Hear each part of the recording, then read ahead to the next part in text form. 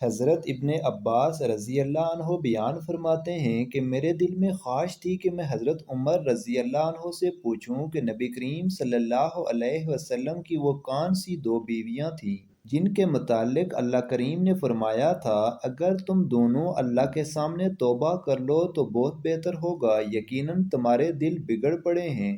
حضرت ابن عباس رضی اللہ عنہ بیان فرماتے ہیں کہ میں حضرت عمر رضی اللہ عنہ کے ساتھ حج پر نکلا تو وہ قضائے حاجت کے لیے راستے سے ایک طرف چل پڑے، تو میں بھی ان کے ساتھ لوٹا پانی لے کر ان کے ساتھ ہو لیا۔ جب وہ قضائے حاجت سے فارغ ہو کر آئے تو میں نے ان پر پانی ڈالا اور انہوں نے وضو کیا۔ اس دوران میں نے عرض کیا، اے امیر المومنین، رسول اللہ صلی اللہ علیہ وسلم کی ازواج مطہرات میں سے وہ کون سی دو عورتیں تھیں جن کے متعلق اللہ کریم نے فرمایا ہے اگر تم دونوں اللہ کے سامنے توبہ کر لو تو بہت بہتر ہوگا، یقیناً تمہارے دل بگڑ پڑے ہیں۔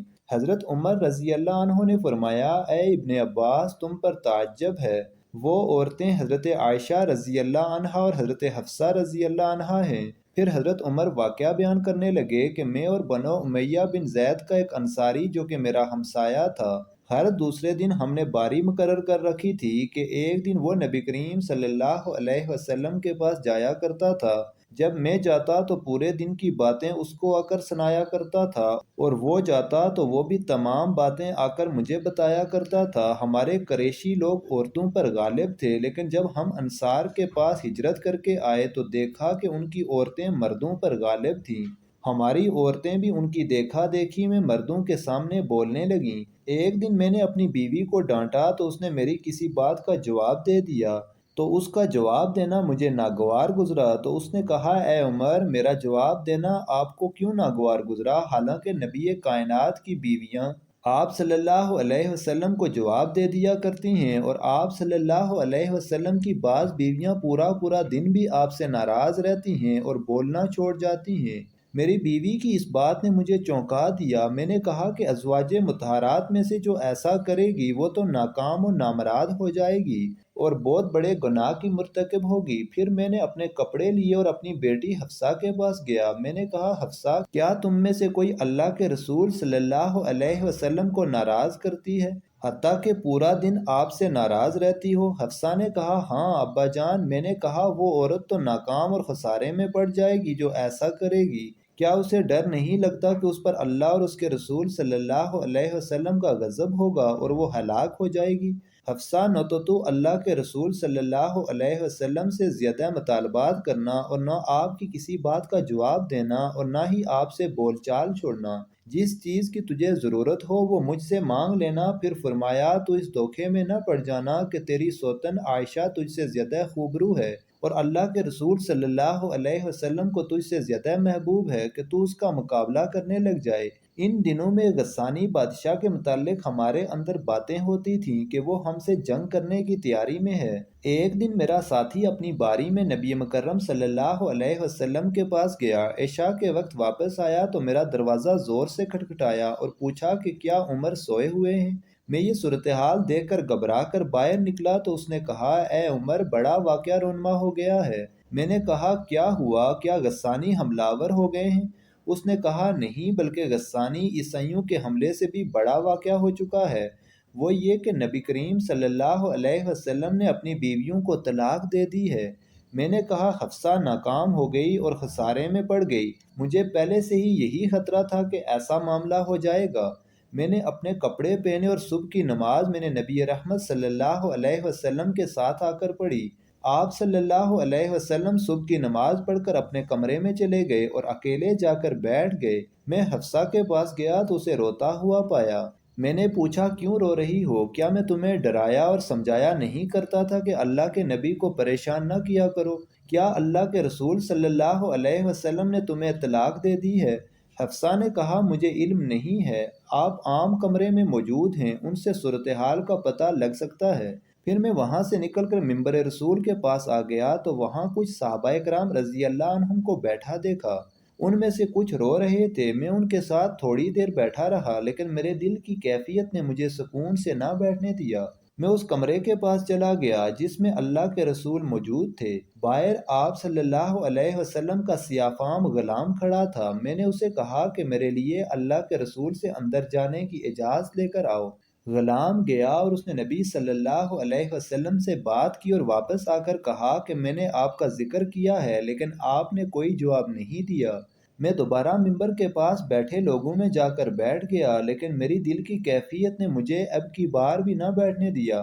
میں نے غلام سے کہا کہ میرے لیے اجازت مانگو، لیکن اس بار بھی آپ صلی اللہ علیہ وسلم نے کوئی جواب نہیں دیا۔ میں دوبارہ ممبر کے پاس بیٹھے لوگوں میں جا بیٹھا لیکن میرے دل کی کیفیت نے مجھے ستایا اور میں غلام کے پاس چلا آیا اور کہا کہ میرے لیے اجازت مانگو۔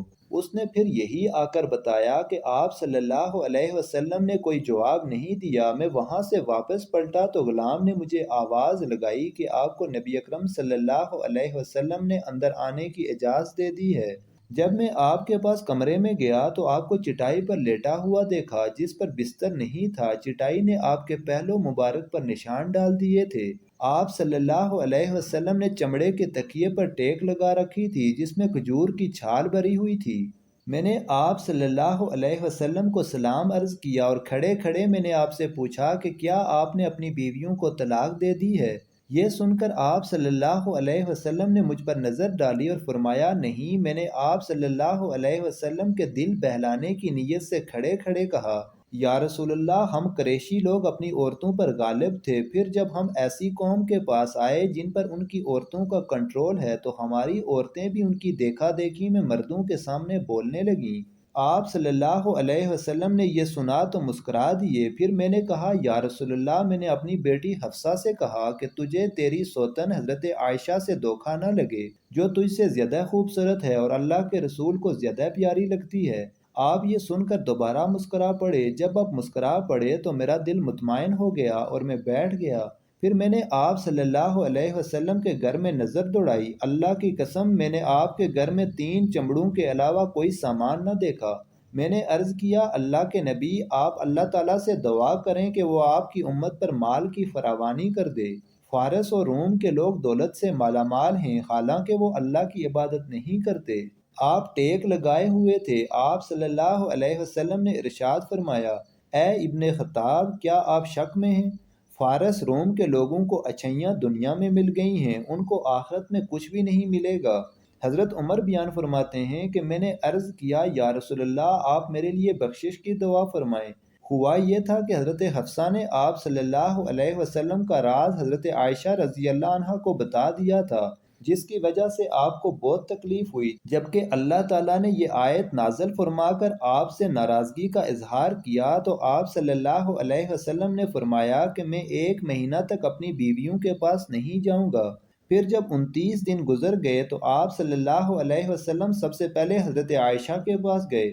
حضرت عائشہ رضی اللہ تعالیٰ عنہا نے سوال کیا یا رسول اللہ، آپ نے تو قسم کھائی تھی کہ آپ 1 ماہ بعد ہمارے پاس آئیں گے، جبکہ ہماری گنتی کے مطابق ابھی 29 دن ہوئے ہیں۔ تو آپ نے ارشاد فرمایا عائشہ، مہینہ 29 دنوں کا بھی تو ہوتا ہے، پھر حقیقت میں بھی وہ مہینہ 29 کا ہو گیا۔ حضرت عائشہ رضی اللہ تعالیٰ عنہ بیان فرماتی ہیں تب یہ آیت مبارکہ نازل ہوئی کہ اس آیت میں نبی صلی اللہ علیہ وسلم کی بیویوں کو اختیار دیا گیا کہ اگر نبی صلی اللہ علیہ وسلم کے پاس رہنا چاہیں تو رہ جائیں اور اگر طلاق لینا چاہیں تو طلاق لے لیں۔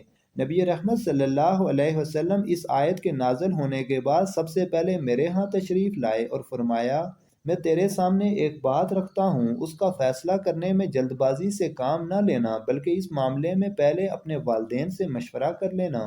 حضرت عائشہ رضی اللہ تعالیٰ عنہ فرماتی ہیں آپ صلی اللہ علیہ وسلم کو علم تھا کہ میرے والدین مجھے آپ سے طلاق لینے کا مشورہ ہرگز نہیں دیں گے۔ پھر آپ صلی اللہ علیہ وسلم نے یہ آیات تلاوت فرمائی، اے پیغمبر، اپنی بیویوں سے کہہ دو کہ اگر تم دنیا کی زندگی اور اس کی زینت و آرائش کی طلبگار ہو تو آؤ میں تمہیں کچھ مال دوں اور اچھی طرح سے رخصت کر دوں، اور اگر تم اللہ اور اس کے پیغمبر اور عاقبت کے گھر یعنی جنت کی طلبگار ہو تو تم میں جو نیکوکاری کرنے والی ہیں ان کے لیے اللہ نے اجر عظیم تیار کر رکھا ہے۔ حضرت عائشہ رضی اللہ تعالیٰ عنہ فرماتی ہیں کہ جب آپ نے یہ آیات تلاوت کر لی تو میں نے کہا میں اللہ اور اس کے رسول اور آخرت کو چاہتی ہوں، اس کے بعد آپ نے اپنی دوسری بیوی کو بھی اپنے پاس رہنے یا طلاق لینے کا اختیار دیا تو انہوں نے بھی وہی جواب دیا جو میں نے دیا تھا۔ مزید اچھی ویڈیوز دیکھنے کے لیے چینل کو سبسکرائب کریں۔ جزاک اللہ۔